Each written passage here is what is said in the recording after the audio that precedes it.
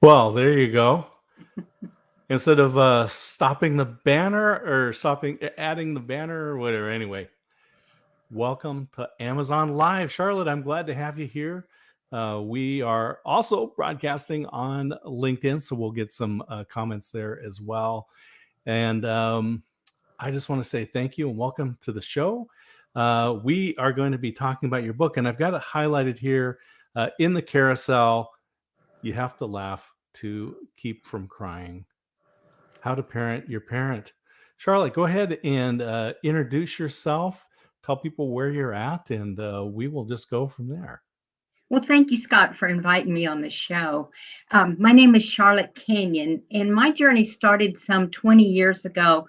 I had a father-in-law with dementia, a mother with Alzheimer's, a dad with Parkinson's, all at the same time. And I became the caregiver. We all know that mostly the women are the caregivers. I was the only female in either side of the family. Anyway, when the journey ended, God told me to write a book. And my book is called You Have to Laugh to Keep from Crying, How to Parent Your Parents. So I'm kind of the voice of the caregiver. In a nutshell, that kind of tells you who I am. Yeah, that's, the world has really changed. And, or maybe the world has come back. I don't know. Where, we used to live in the same house or in the same little kind of compound. And we've been dispersed. And so I don't know. Maybe we used to care for each other more and it's coming back. What do you think? Oh, I do believe, and I think COVID had an effect on it. Now, did it affect it good enough? I'm not sure, but it did affect a lot of families, because they were so separated, and then they realized it. Because I don't think people in America realize, in most other countries, the families, even 3 generations, live within sometimes walking distance of each other, or at least within driving distance. That doesn't happen here in America. Your mother could live, I think you said you live in Oregon, your mother could be in New York. It could be all over. Now, I lucked out because, all of my relatives have been in Texas. As a matter of fact, my dad's side of the family's been here over 100 years. In fact, I married a 6th-generation Texan. So, oh my gosh, my roots are here. But here's the funny story. When I was in high school, I lived in Alaska. Now, what you don't know about me, because you can't tell by my stature, but I'm 5 foot tall, and that's it. When I went to Alaska, they went, oh, they grow them big in Texas, don't they? Oh my gosh. Yeah. Well, living in those 2 biggest states, Alaska, the joke was something about if they cut Alaska in half, then Texas would be the 3rd largest state. But there is a lot of Texas. There is a lot of Texas anyway. Yeah, 6 generations. That is a long history in one area. Well, and my husband's ancestors fought in the Alamo. So anyway, but of course, that's another story altogether. There's another book about that his family wrote. But we're kind of talking about the caregiver thing, and you were asking about the connection. I don't think, and that's my passion, is for young adults, and I'm talking about the children of the baby boomers Mhm. to reconnect with their seniors Mhm. because, they didn't, and that was a generation that's very independent. That, they did their own thing, and of course the kids were educated. I think we even spoiled them because I'm a baby boomer, and yeah, we spoiled our kids. Now mine are within I have everybody in Texas except for one daughter, and she's in Arkansas. So, that's a day's drive, but it's still not like living in New York or, somewhere around.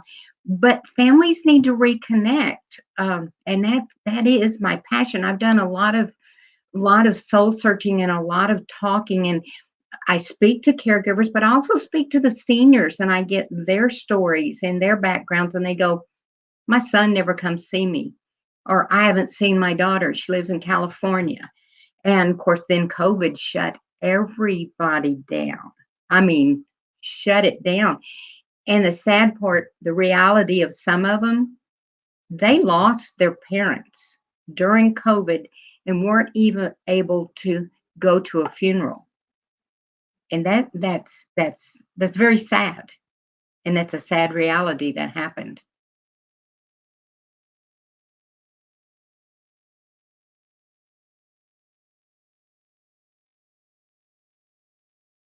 Scott, did I lose you?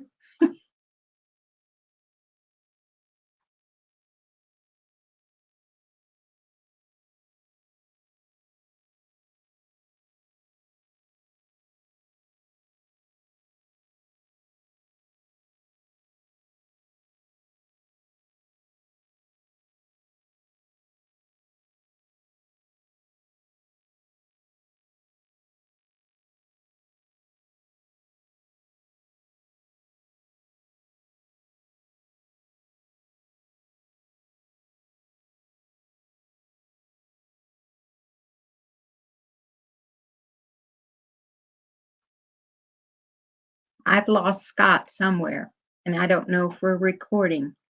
Click on Charlotte's book in the carousel. No, that's a recording.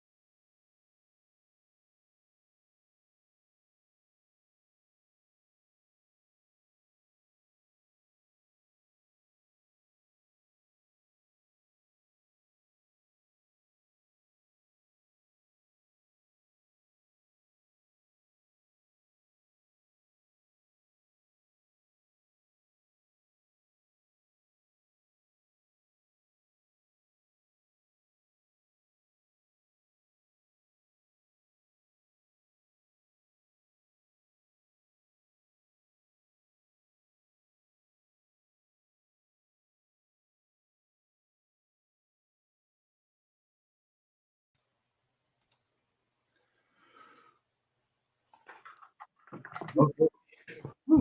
All right. Are we back? We are back and we are live. And I think it was Douglas Adams, author of Hitchhiker's Guide to the Galaxy, who said, technology is what we call things that don't work yet. And if you want to have a problem, get on the internet. There you go. Yep, yep. But hey, we are back with Charlotte Canion. And again, we have her book highlighted in the carousel. You have to laugh to keep from crying. How to Parent Your Parent. We just got started, and then technology said, hold on, let's reset a little bit.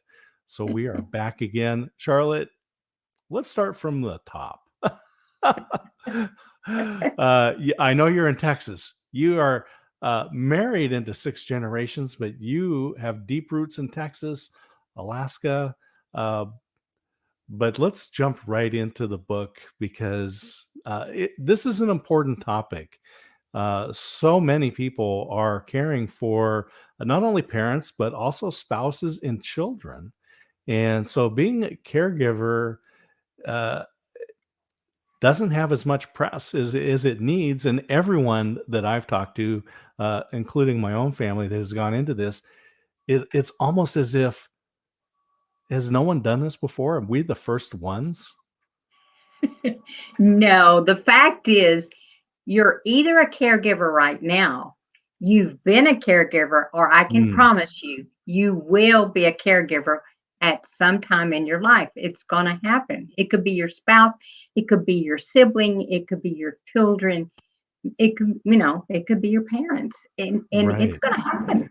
It's going to happen in this lifetime.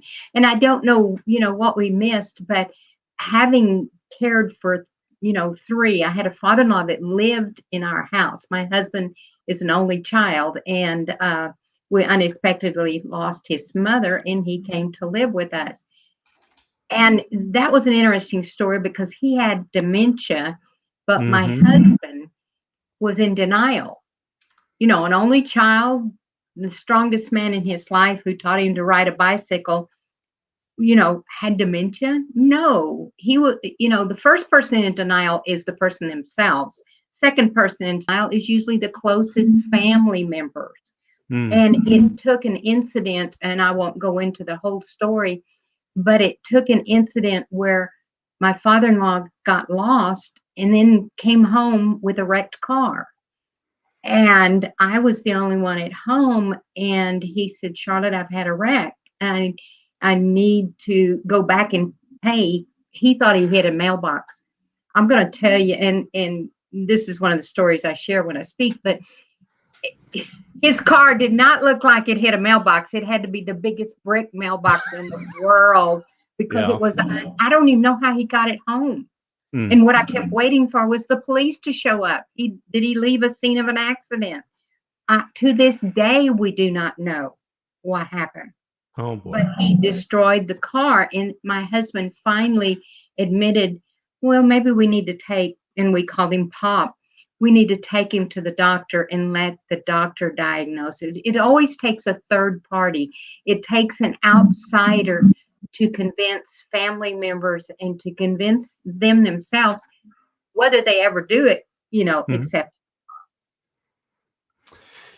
Yeah, the story. So I read that story in the book, and it was it actually your husband that wrote that portion of the book, or did you write that? And Well, I wrote the one about the scarecrow because, that okay, was in that story. yeah. But my husband did get a chapter and he talked about how, strong his dad was and Hmm. how, and actually my oldest son wrote a chapter in the book Okay, about his grandpa. yeah. So yeah, there's stories in the book. There's quite a few stories, and I Hmm. discuss 4 principles, and I'm sure you picked that up from the book, and they are love, respect, patience, and forgiveness. And I think those are the key to actually being successful in life and being successful with your family, being successful in business, being successful in everything that you do. If we would allow those 4 principles to guide us, Hmm. through that path. So I think there's 23 stories in my book Yeah. that, and I had a few extra people, few friends that, shared their stories. I'm sure you remember the train story. Yeah. The story, I love the stories. And these are the things that, we can put ourselves in there into Thank you. those stories, or because Thank of either direct family members or friends that have gone through this. And one of the things that as I downloaded your book and we were going through it with my wife is here, and I said, the title really captures the emotion. And reading through these stories, I mean, you laugh, but that the title just captures it. I mean, you have to laugh to keep from crying, because as your father, or your husband was talking about his father, or in that story, that, right? You respect your father, as you just mentioned here, and you have the love, and it's so hard to see them not be that strong person. Right. Well, they guide us. They, taught us how to walk. They held our hands, taught us how Mm, to ride a bicycle.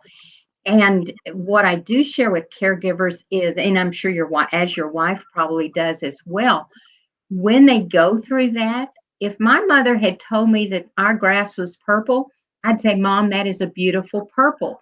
Because the worst thing you can do is say, oh, no, you're wrong. You're confused.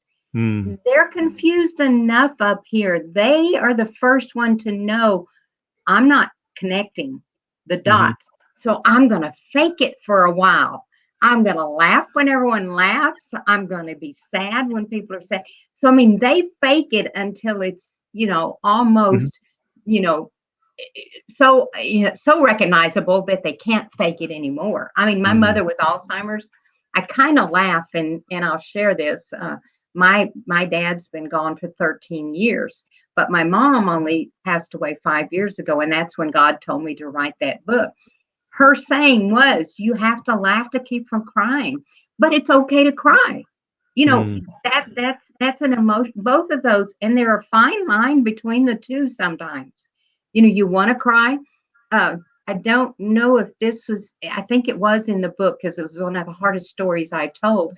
But it was where my mom told me to get out. She hated me, not to come back. And all of this, and of course I did not. Praise the Lord, I did not cry in front of her. Now I'm a speaker, and you and I both know if you look up, you can't cry, right? That's a little trick we have. So I was doing my best to not cry in front of her mm, because I didn't want her to, she was my mom. right. I knew she loved me. I didn't want her to know she caused me to cry.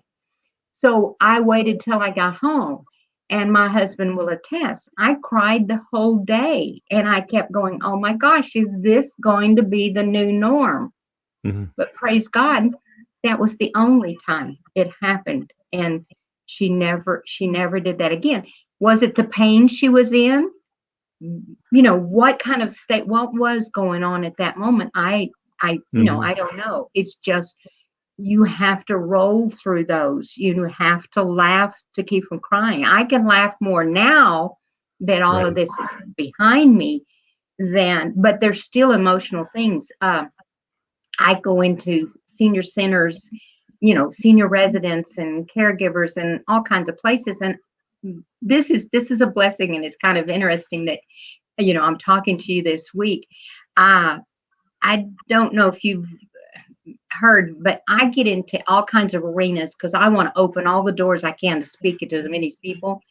Right. And with my book, I was autographing books at an event, and a lady came up and asked me to be in the Mrs. Texas Senior America pageant. So I did, and when I speak with humor. I created a comedy skit. Now, I'd never done that before. I mean, I've been on stage and sung and all, but I've never done something like that. But it was out Mm, of my comfort zone, so I'm going to do it. I challenge anything. But anyway, what I'm getting at is we were performing this week, and one of the ladies came up to me and I go, I know you. from somewhere. And we started going back in her history where she had worked. Hmm. She took care of my mom and dad. Now, tell me that did not tug at my heartstrings. Wow. Oh my You know, gosh. I Yeah. had to hug that woman and I go, oh my gosh, thank you. Yeah. Because those people that work with our Hmm. parents in those, when they, when you can't at home. Now, here's the other thing I'm going to stress this, and your wife probably will back me up on this. I had my father-in-law with us. I dealt with it. And I told my husband, he said, we'll bring your mom home with us because she was the next one to, and it was Hmm. within months. We're not talking, it was within, it was close together. And Yeah. I said, Craig, I just have this gut feeling that you'll bury me first if we do that. So I looked at 25 different facilities and Wow. asked all my Hmm. friends, and I found the best facility. And that's where this nurse came from. So, there's a reason. Hmm. And I don't know if you know this statistic, your wife does probably. 67% of caregivers die before the person they're caring for. Oh my gosh. I was not aware of that. Yeah, I developed cancer halfway through my journey. Oh It wow. it is very, very Hmm. essential for caregivers to take care of themselves Yeah. because they don't realize the stress that they're under. They just take care of everything, everywhere. Yeah, the human spirit is amazing. Uh, we complain about some things, like I'm on an airline and the seats are too narrow, but what we can really put up with is a lot. Yeah. Oh, yeah. A majority of people can put up with a lot. The sad thing is, I have some kids like this. They're a bit narcissistic, Hmm. so they don't look out of the zone. They only look at, oh, this won't benefit me, so I'm not gonna, do it. Now, would they step up if something happened to me? Yes, they would. Hmm. But it's kind of, I look at them and I go, would they? I'm looking for my facility now. It is we do step up, right? People will step up Yes. when they need to. We will endure a lot of hardship, and how we come out of that is kind of interesting as well, because we talk about post traumatic stress, right, and the impacts. Mhm. um and of course, generally it's related to those frontline folks that are in the military or in the military fire department. But I think we've got the same here with the caregivers, because you are, as a caregiver, you are the front line. I totally agree with you. And like I said, that statistic kind of proves that, Hmm. that caregivers, they don't take care of themselves. They have a stroke. Hmm. Actually, last year during COVID, I have a daughter, 44 years old, who had a stroke. So, I Oh my mean, word. Yeah. and she has three kids, and her husband was Mr. Mom. So, needless to say, that has been detrimental. She's doing better. She's back at work, but Yeah. you're right. And let me throw something at you that I discovered. I'm a big proponent of learning everything that I can, Hmm. and from all different angles. And I went to a brain seminar, and I had a lot of takeaways, but the biggest one I took away was the fact that, and we women are more notorious than men. Y'all are really focused. Y'all are the hunters. But back in the caveman day, you had to take your wife with you because you couldn't find your way back home because we're the Yeah. gatherers. Okay. Well, Hmm. with that being said, nowadays we have, if we're in a situation, you might hear music in the background over here. You'll hear a conversation over here, and you're trying to carry on a conversation. We women call it multitasking, and we think that's really smart. Believe it or not, it's not very smart, because if you did jumping jacks all day long, Hmm. that's just what we're doing with our brains. Right. And it's proven right now there are more women at a younger age coming down with Alzheimer's Oh, wow. than in Interesting. history. And it's that multitasking. I am, and I don't mind saying it, I'm 75 years old. I had When I went to this seminar was right before COVID. So I started turning off the radio in the car. Mhm. I turn off the TV if I'm cooking. In other words, I limit myself. I try to focus on whatever it is I'm doing so Mhm. that I'm not, because people ask me, I mean, why wouldn't they? I had a mother in law with Alzheimer's, dad with Parkinson's. They go, aren't you afraid you're going to, inherit that and it's going to happen to you? And I said, well, let me tell you one thing is I'm doing everything I can. I'm trying to eat right and, exercise and take care of my brain. Yes. So I keep telling my children I'm going to live to be 112 to be a problem to them. Good for you. That's a plan.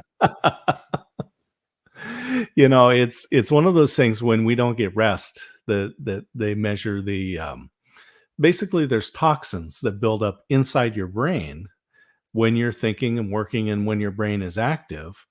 And that when we rest, when we sleep, that's when that all gets flushed out, is kind of getting rid of the brain poop, right? It's just clear out your brain. And so if you don't get that rest, you don't clear the toxins out of your brain. And also, the research tells us that lack of sleep has the same impact as intoxication, right? And so we wouldn't show up to care for somebody drunk, and yet by not taking care and getting the rest, you can still show up impaired. Oh, definitely. And you put that so eloquently. It's so true. We need at least 6 to 8 hours sleep. Hmm. Uh, because it, like you say, it cleans out the toxins. It allows the brain to shut down and to filter things out. Now, do we dream? Yes, we do. From Hmm. RMI, I studied that in Sure. college, but that's everything digesting and sorting it out and putting it in the files folders, because you and I both know our brain remembers everything we've ever done. There's even been proof that we remember in vitro, Hmm.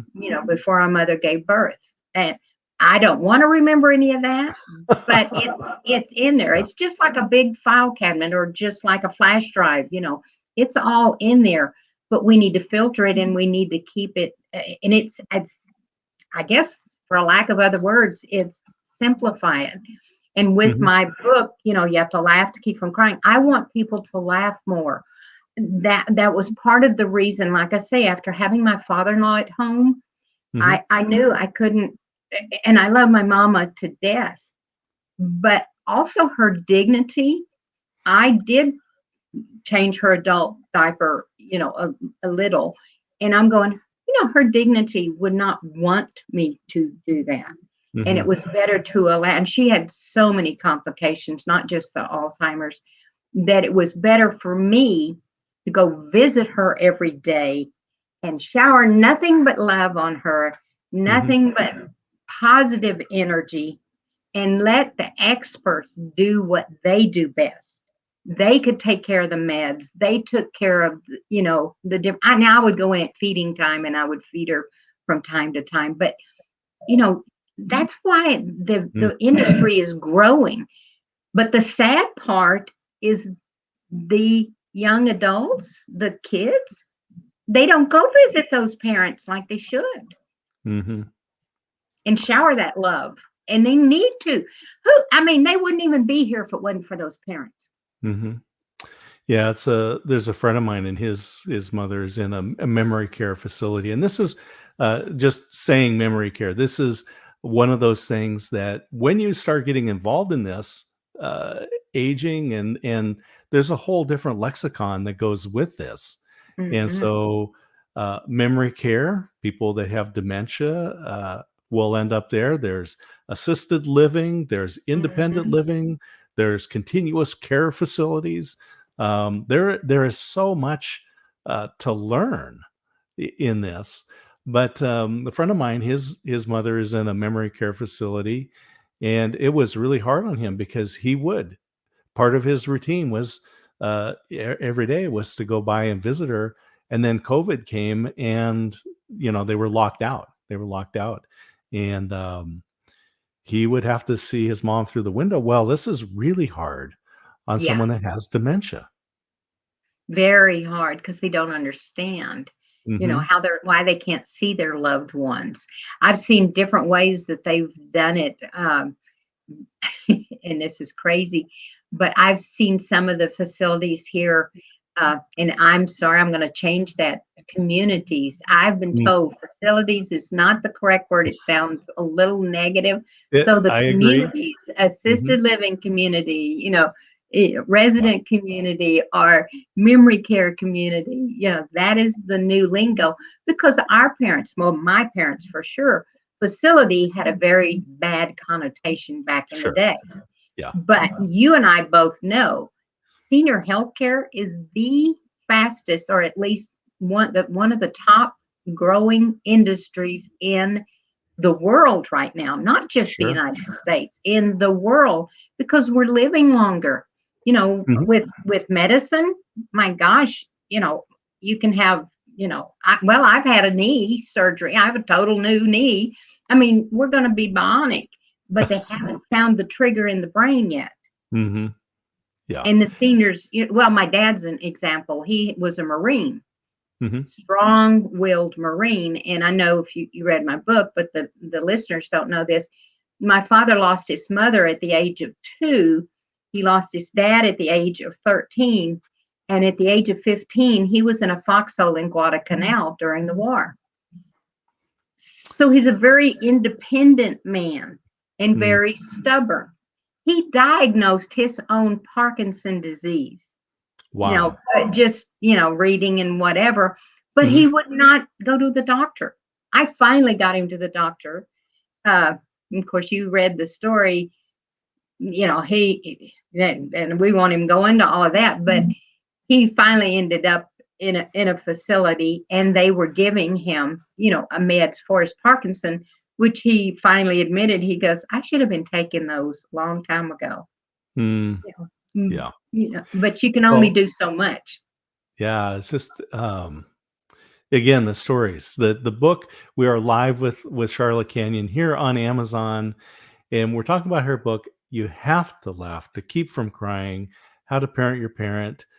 Again, you just in that title, you captured so much emotion for anyone that's gone through that. And as you were just talking about, here's this Marine that had to live this life and carried that through all the way to the end, really. And Mhm. trying to be strong, trying to be something that we perceive. I don't know. Maybe there's a different way that we can prepare for this into the future. What's your thought? Well, I think you said this early on. My stories are not original.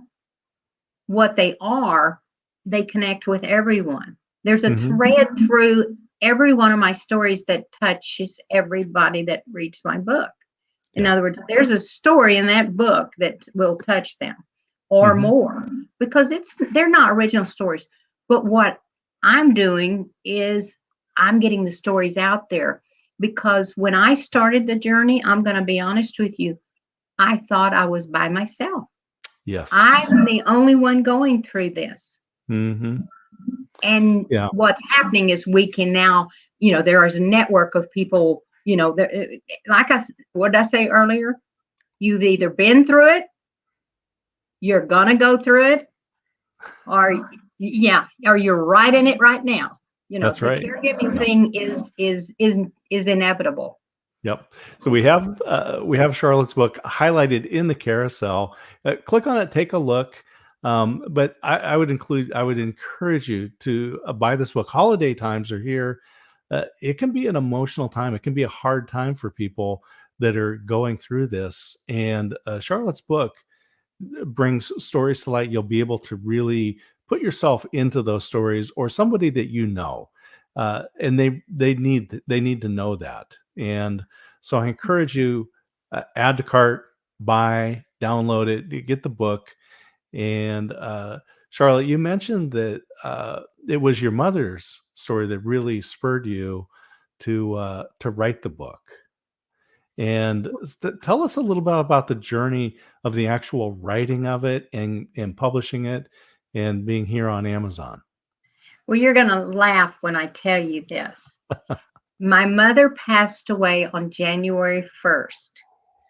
Within 2 weeks, I heard in my head, Charlotte, write your book. And Mm. I feel like it was a voice from God. And I went, but God, I didn't do real good in English. And literally, as we're speaking, he said, Charlotte, you tell the best stories. We Mm. got editors, they'll take care of all of that stuff. And within another 2 or 3 weeks, I got an email inviting me to a writer's seminar. Now, Yes. I'm not saying, but it was a publisher out. Noah, Yeah, yeah. you It got was a called. yeah, it was a publisher out of Toronto, Canada, and he Hmm. came to Texas. And so it was a 3-day seminar, and I thought, "Oh my gosh, I guess I'm supposed to go." So I went. Long story short, 11 months later, the book is in my hand. Within a year, it was voted the best self-help book in the state of Texas. It's won 3 national awards. I Hmm. was voted the best author in 2019 for that book. It's just keeps snowballing, and it Yeah. triggers other things. But my crutch of my passion is seniors. Not because I am one, but because I am. But I just think those children are missing so much. And Mhm. my little mantra is, remember, all you'll have left are memories. Why Yeah. not create new ones now? I mean, I created all kinds of fun memories. The nurses, this lady that I met this week that I told you took care of my mom and dad, she said, I remember you. You were always there, and you had us laughing. You had your mom laughing. I I don't have a regret. And that's my biggest thing is I don't want caregivers to regret, Hmm. because the person that's going to suffer if they don't reconnect is them, Yeah. you know. Yeah. It's so many people, they look back and it's not, oh, I wish I had worked more. I wish I had really even earned more. It was, I wish I had spent time with That, those that I yeah. love, doing the things that I love. And so that is another inspiration from your book, is to really think about what are the important things. So I think just recently, so it's November. Thanksgiving is coming up. We had our Thanksgiving dinner with my son, my daughter, and her husband on Saturday, day day Okay. before, just a few days ago, because it wasn't the day that's important. It's gathering together of the family Yeah. that is important. Yes. Oh, definitely. The family is the ultimate. And then that's the sad thing, like you say, is some of the kids don't understand how important family is. Now Hmm. there's certain let's just put it in New York, Italians, they know how to do the family thing. I want to share a quick story. Don't believe I put this one in my book, but a friend of mine, oh, I lost him again.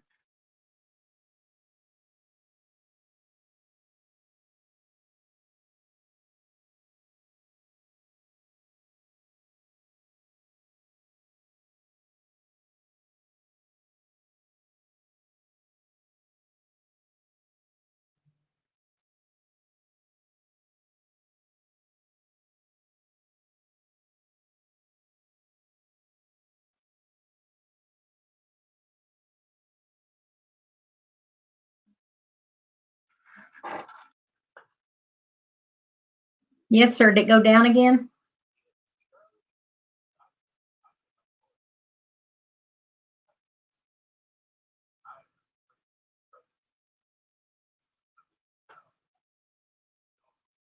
Yeah. Are y'all got bad weather out there or what? Oh, okay. Yeah.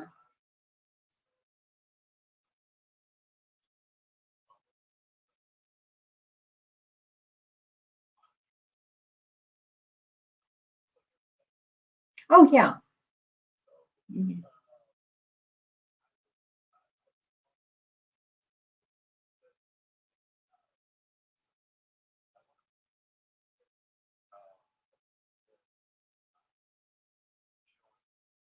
Well, I appreciate that, Scott.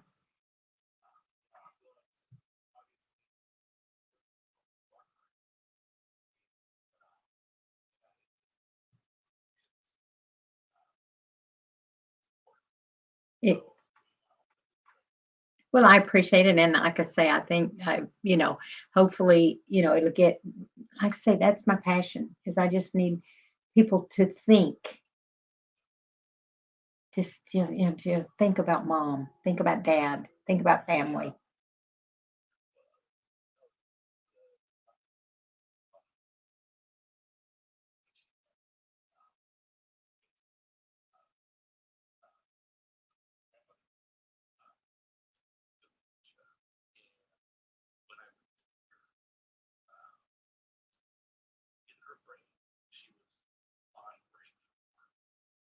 Oh,